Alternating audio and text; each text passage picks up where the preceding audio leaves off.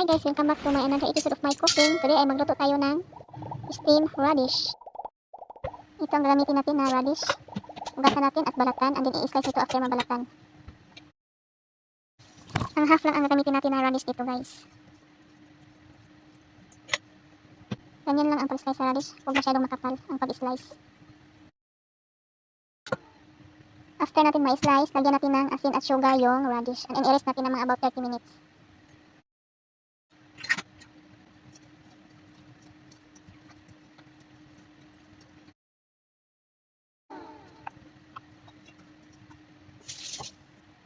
Dalawang piraso ng fresh na shitty mushroom and then tapos ko na ito nahugasan. Then i-cut into small pieces yung shitty mushroom.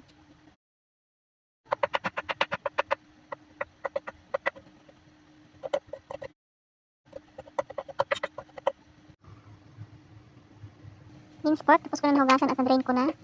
Ilagay yung shitty mushroom na na-slice natin. And then yung minced ginger, and then spring onion. And then lagyan natin ng 1 tablespoon of light soy sauce and then oyster sauce.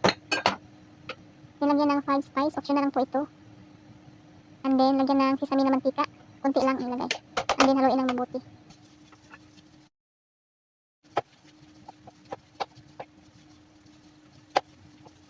Then lagyan natin ng cornstarch, then lagyan natin ng 2 tablespoon of water para ma-mix well yung cornstarch.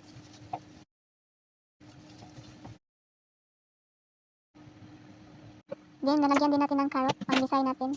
Optional lang po ito, pwede rin hindi lagyan. After 30 minutes, balikan natin yung radish na binaba natin sa asin at sugar. Ganito na siya kalambot guys. Then hugasan natin at i-drain ito.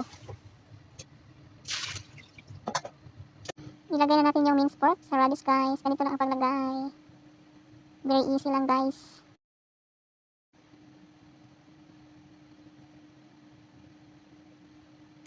Ayan guys, tapos ko na nalagyan ng radish.